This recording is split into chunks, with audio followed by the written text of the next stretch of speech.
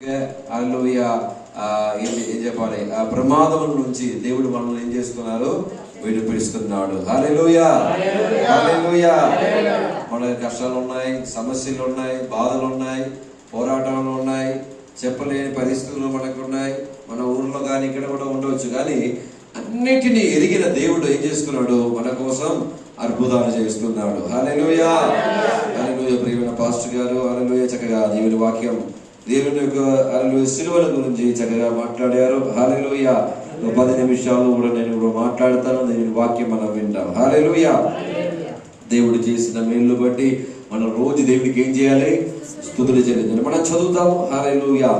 స్తోత్రం in the name of Jesus. Okay, 1 కొరింథీయులకు రాసిన పత్రిక 1వ అధ్యాయం 23. కొరింథీయులకు రాసిన మొదటి పత్రిక 1వ అధ్యాయం 23వ వచనం. అయితే మేము సిలువ వేయబడిన క్రీస్తును ప్రకటించున్నాము. హల్లెలూయా. ఎవరిని ప్రకటించున్నాము? ఒక నిమిషం మన కళ్ళ మూసి ప్రార్థన చేసి, ప్రేమ కలిగిన దేవా మీకు వందనాలు చెల్లిస్తున్నాం ప్రభువా.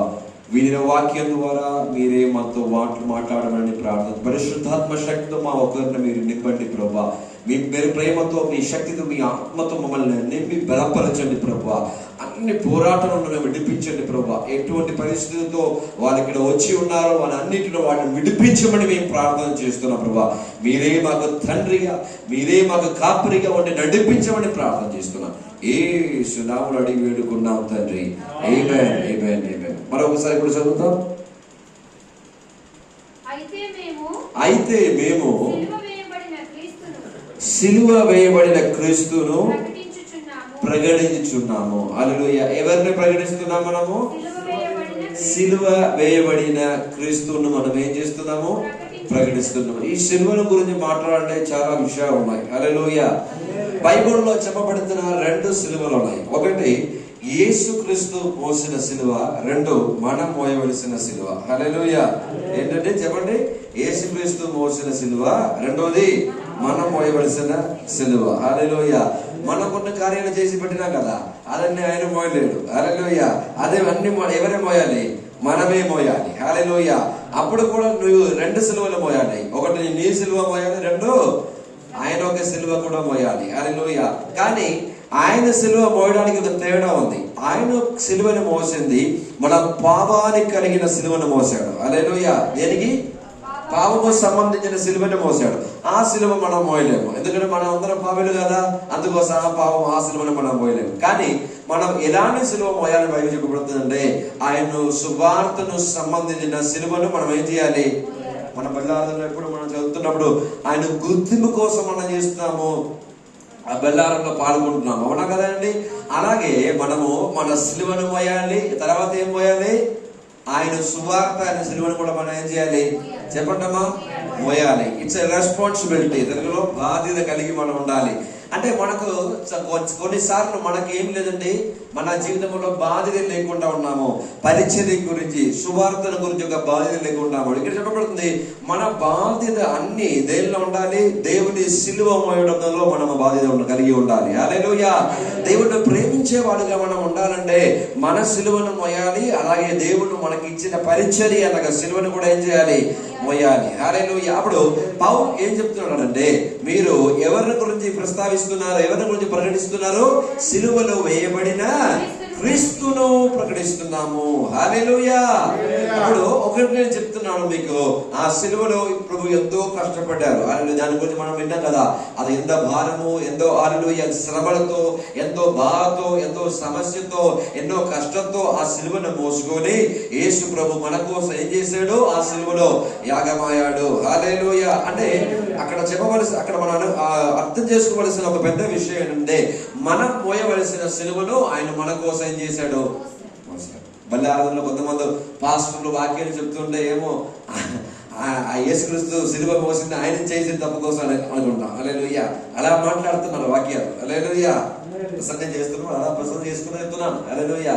ఆయన మోసిన సిలువ ఆయన కోసం కాదు, మనం మోయవలసిన సిలువ మన కోసం ఆయన మోసాడు. అర్థమవుతుంది మీకు? అది ఎప్పుడు మన గుర్తులో ఉండాలి. ఇది మనం ఏమో వెళ్ళాలని వెళ్తున్నప్పుడు మొక్కలు వేసి పెడుతున్నాడు, మనం తిన్నేసి వస్తాము. హల్లెలూయా. యేసు ప్రభు పాపం ఏం చేశారనుకుంటా, దానికోసం పడలేదు. దేనికోసం చెప్పండి? మనం చేసిన పాపం, మనం ఆయన మోయవలసిన సిలువ, మనం గాయాలు వేసిన పడిన సిలువ, హల్లెలూయా, మన శరీరంలో కొట్టబడవాలని, మనం చనిపోవలసిన ఆ స్థానంలో మన కోసం ఏం చేశాడు? ఆయన మన సిలువను మనకి ఇచ్చి మనను రక్షించాడు. ఆయన మన సిలువను మోసాడు, మన సిలువలో మన దాహాలు బలి అయ్యాడు. ఆ సిలువను మన కోసం ఏం చేశాడు? ఆ గొడుగు దాకా మోసాడు. హల్లెలూయా. అది మన మీద ఆయన చూపిన ప్రేమ, గొప్ప ప్రేమ. హల్లెలూయా. ప్రేమ చెప్పండి, గొప్ప ప్రేమ, డిమాండ్ లేని ప్రేమ. ఈ లోకంలో ఇప్పుడు అన్ని డిమాండ్ల ప్రేమలు అన్నమాట. హల్లెలూయా. భార్య చెప్తే నన్ను సులుగారు కొన్ని ఇస్తే నేను అమ్మగారి ఇంటికి నేను వస్తాను. హల్లెలూయా. నాకు నీ డబ్బులు తీసుకొస్తాను, నీ ఇంటికి వస్తాను భర్త చెప్తాను. హల్లెలూయా. డబ్బులు తీసుకుంటా, డబ్బులు తీసుకుంటా, ఆ రోజు వస్తానని చెప్పాను కదా, డబ్బులు ఏది తీసుకురా. హల్లెలూయా. అంటే ప్రేమ అంటే ఎలాంటి ప్రేమ అండి? డిమాండ్ ప్రేమ. హల్లెలూయా. డిమాండ్ పెట్టుకున్నారు, ప్రేమలు అన్ని పెట్టుకున్నారు, డిమాండ్. అలా ఇలా చేస్తే నీతో ఉన్నాను, ఇలా చేస్తే నీతో ఉన్నాను, నీతో మాట్లాడతాను, నీకు మాట్లాడి చూడండి, నేను కొన్ని ఇస్తే నేను వస్తాను, లేకుండా నేను రాను. అలాంటి ప్రేమ కాదు. దేవుడి యొక్క ప్రేమ అనేది ఎలాగంటే అండి, హల్లెలూయా, చెప్పండి, డిమాండ్ లేని ప్రేమ. హల్లెలూయా. అంటే అర్హత లేని మనల్ని ఆయన అర్హులుగా చేసింది ఆయన ఒక కృప, ఆయన ఒక ప్రేమ. హల్లెలూయా. అప్పుడు ఫస్ట్ మనం ఆయన సిలువను ఏం చేయాలి చెప్పండి అమ్మా? సువార్త సంబంధించి ప్రకటించాలి. హల్లెలూయా. సువార్త సంబంధించి ప్రకటించాలి. హల్లెలూయా. రెండోదిగా నేను చెప్పింది మన సిలువ. ఏం సిలువ చెప్పండి? చదవండి. మత్తయి సువార్త 10వ అధ్యాయం 38. మత్తయి సువార్త 10:38 త్వరగా చదవండి.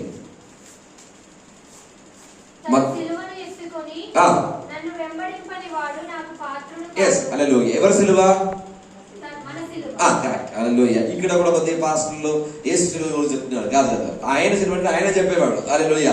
ఆయన చెప్తున్నాడు తన సిలువ. హల్లెలూయా. నా సిలువ అని చెప్పేవాడు కాదు, నా సిలువ చెప్పట్లేదు. ఏం చెప్తున్నాడు? తన సిలువను మోసుకొని ఆయన ఏం చేయాలి చెప్పండి అమ్మా? ఆమెను వెంబడించాలి. హల్లెలూయా. నీ భార్యతో నువ్వు గొడవ పట్టుకున్నాడు, అది నీ విషయం. హల్లెలూయా. నీ భర్త పట్టుకున్నావంటే అది నీ విషయం. నువ్వు అప్పుడు తెచ్చుకొని ఇల్లు కట్టేవంటే అది నీ విషయం. ఆయనకి సంబంధం లేదు దానితో. హల్లెలూయా. ఆ సిలువలన్నీ నువ్వే పోయాలి. అర్థమవుతుందా చెప్పేది? హల్లెలూయా. ఇప్పుడు మీరు ఒక కంపెనీలో పని చేస్తున్నారు, ఆ రోజు మీకు లోన్ కట్టాలి, ఆ రోజు మీ భార్యకి సంబంధం హాస్పిటల్ వెళ్ళాలి, ఈ పిల్లలకి స్కూల్కి వెళ్ళాలి, ఎగ్జామ్లు ఉన్నాయి, అదన్నీ ఆ కంపెనీ వాడికి అవసరం లేదు. హల్లెలూయా. నువ్వు కంపెనీకి రావాలి, పని చేయాలి. చెప్పేది అర్థమవుతుంది. నీ పని నువ్వు చూసుకో. నువ్వు స్కూల్కి వెళ్తావా, నువ్వు వెళ్ళావా, నీ భార్య స్కూల్కి వెళ్తుందా, అన్ని అనవసరం. కానీ నాకు మట్టికి నువ్వు ఎక్కడ రావాలి? డ్యూటీకి రావాలి. నువ్వు ఎక్కడ రావాలి? నాకు మట్టికి నువ్వు డ్యూటీకి రావాలి. నువ్వు తింటావా, తినవో, ఉంటావా, ఉడవో, అదే పడుకుంటావా, ఉడుకో, అది అన్ని అవసరం లేదు. నాన్న అవసరం. నాకు కరెక్ట్ టైంకి ఏం చేయాలి? నువ్వు డ్యూటీకి. అలాగే దేవుడు కూడా ఏం చెప్తున్నాడంటే, నువ్వు నీ సిలువను మోస్తావా మోయవో, కానీ నన్ను ఏం చేయాలి? నువ్వు వెంబడించాలి. ఎలా వెంబడించాలి? సిలువను అంటే నన్ను సిలువను మోసుకొని రానేను అని చెప్పవాడు. అదన్నీ దేవుడికి అనవసరం. హల్లెలూయా. నువ్వు అన్ని తీసుకున్నావు, నువ్వు మోయవలసిన మోయాలి. దేవుడు చెప్తున్నాడు. దానికి 30 ఏళ్ళు చెప్తున్నాడు. మనం అంటే ఎందుకు చాలా మంది ఆ సిలువను మోయలేకపోతున్నారంటే 30 ఏళ్ళు చెప్పబడుతుంది. ఎందుకు మోయలేకపోతున్నారు? చదవండి అమ్మా. 37 అమ్మా. దాని పైన ఏం చదివారు మీరు? అదే 37 చదవండి. నాకంటే ఎక్కువగా ప్రేమించువాడు నాకు పాత్రుడు కాడు. కుమారునినైనను కుమార్తెనైనను నాకంటే ఎక్కువగా ప్రేమించువాడు నాకు పాత్రుడు. అంటే చాలా టైం లేదు, నేను ముగిస్తున్నాను. ఎవరో తన సిలువను మోయలేను అంటే దేవుడి కంటే ఇలాంటి పని ఎవరు? దేవుడి కంటే ఇలాంటి వాడిని ప్రేమించేవాడు ఆయన సిలువను మోయలేడు. హల్లెలూయా. ఒక దాసు 2 యజమానులకి దాసులాగా ఉండలేడు. అర్థమవుతుందా? ఒకటి నువ్వు కొంతమంది చెప్తారు, నా భార్యతో చెప్తారు, భార్య నీకోసం నా ప్రాణం కూడా ఇస్తాను. హల్లెలూయా. సాయంత్రం కొడుకు రే నా బిడ్డ రే నీకోసం నేను ప్రాణం కూడా ఇస్తాను. నెక్స్ట్ ఆదివారం యేసయ్యా నీకోసం నా ప్రాణం ఇస్తాను. ఎవరికి ఇస్తారయ్యా? నువ్వేంటి సెంటెన్స్ చెప్పు, ఎవరికి ఇస్తారు మీరు? ఉదయం భార్యకి అన్నారు, సాయంత్రం కొడుకు అన్నాడు, ఆదివారం ఏమో యేసయ్య అన్నారు. ఎవరికి ఇచ్చేది? అర్థమవుతుంది చెప్పేది? మన మాటల్లో కాదు, మన చేతుల్లో, మన ప్రవర్తనలో, మన క్రియలో మనం ఏం చేయాలి? ఆ ప్రేమను ప్రకటించాలి. హల్లెలూయా. మిగతా వాళ్ళతో మనం ప్రేమగా ఉండాలి, సువార్తను ప్రకటించాలి, మిగతా వాళ్ళకి యేసుక్రీస్తును తెలియపరచాలి. ఇదే దేవుని యొక్క హల్లెలూయా ఆజ్ఞ, దేవుని యొక్క హల్లెలూయా మాట, దేవుని యొక్క వాక్యము, దేవుని యొక్క వచనము. హల్లెలూయా. అందుకోసం 2 కార్యాలు నేను మీతో మాట్లాడాను. ఒకటి అండి, ఫస్ట్ ఏం చేయాలమ్మా? మర్చిపోతున్నారండి. హల్లెలూయా. అంటే అలాగే మీరు కూడా నేను పెళ్లి కొడుకు వస్తున్నప్పుడు ఈ కన్నీళ్ళన్నీ ఏం చేస్తున్నారు? నిద్రపోతారు. హల్లెలూయా. హల్లెలూయా. ఒకటి, నేనేం చేస్తున్నా? ఆయన సిలువను ప్రకటించున్నాడు. ఎక్కడ ఎక్కడ ఏ సిలువను?